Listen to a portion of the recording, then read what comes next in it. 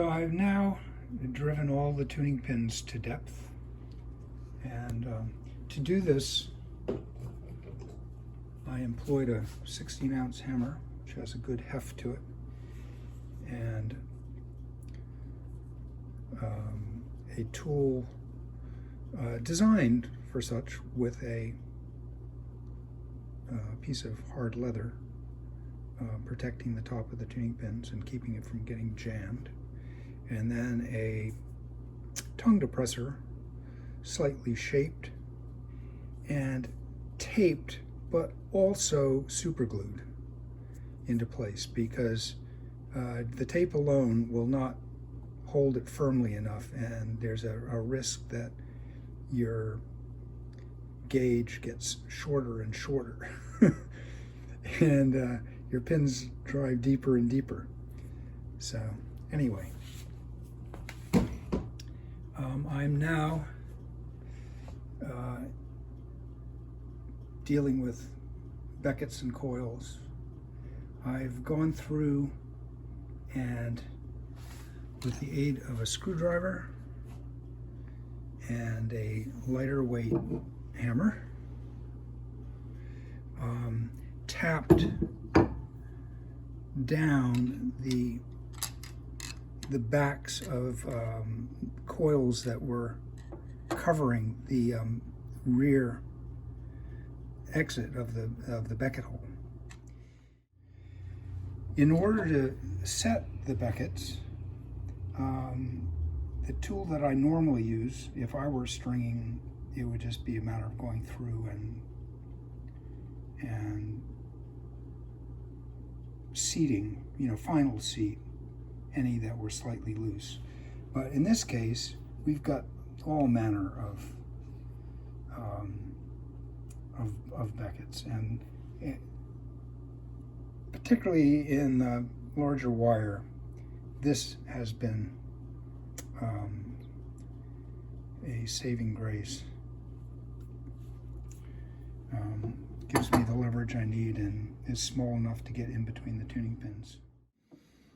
A nice detail the Welte has are wider diameter hitch pins between sets of bridge pins. So you have a string, string, string, string, and the middle string has a larger hitch pin than the two outer strings, which makes it easier to have the spacing be even. Another detail in the preparation has to do with the bridge pins.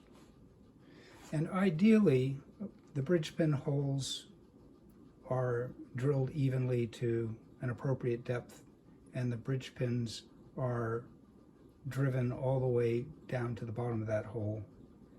Now, these may or may not be, and that's a hazard if you're resetting them. If you whack a bridge pin and it goes right into the bridge, you've got a problem. However, wear over time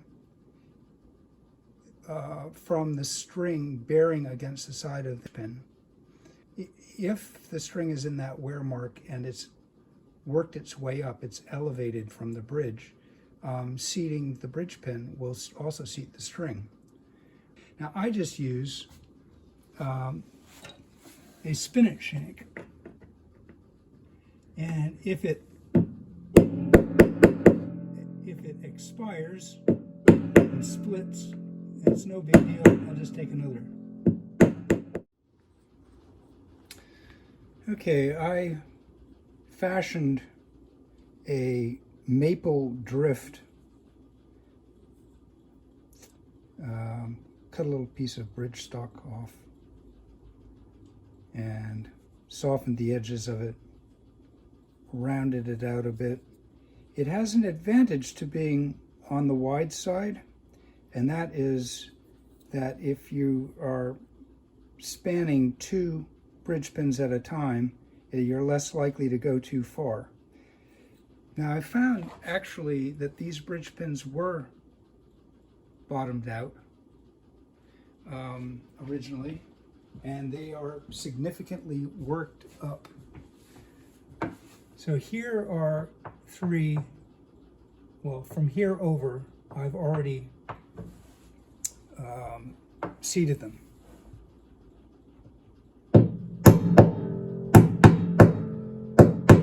And you can hear when they come to the bottom. Okay, so here are two bridge pins that have pushed a little bit to the side. They're a bit loose. All the rest so far have been great, just these two. And you'll see that this has virtually no side bearing, that string. So it's worth pulling them out, pulling out the bridge pins, and I think I might use CA glue rather than epoxy. Easier for me to manipulate and faster to get on with my work. I've loosened up these two strings significantly, as you can see, and I'm going to put that one around this bridge pin, which is going to stay, and this one around that bridge pin. So pulls them out of the way to make this job easier. I'm taking some parallel pliers that I have. It doesn't have to be them, but they won't mar the bridge pins.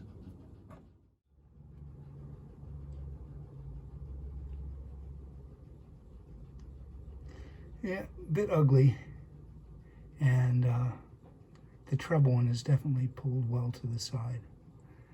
But considering that, the rest of the bridge is remarkably healthy.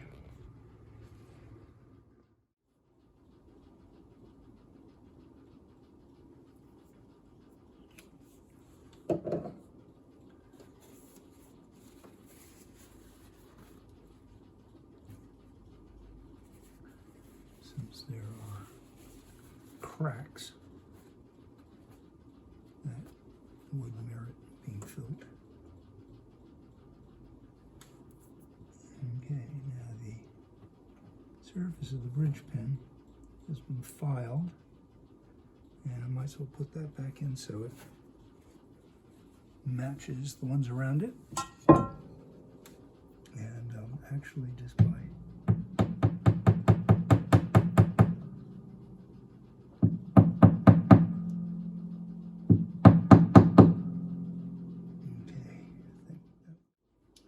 right, now the somewhat trickier one. I'm going to prepare my thick CA glue. Okay, right.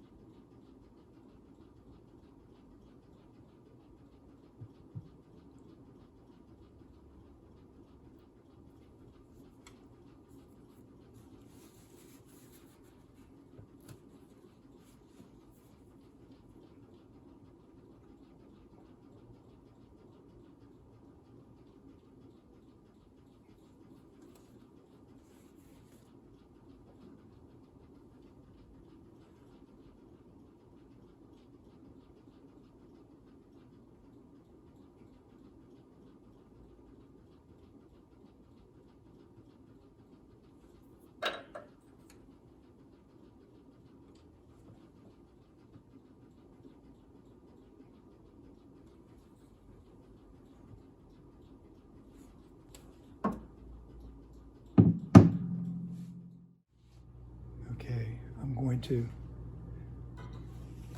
fairly gently just lift on each of the strings. If they are unstable, they'll just come up, and if they aren't, they won't.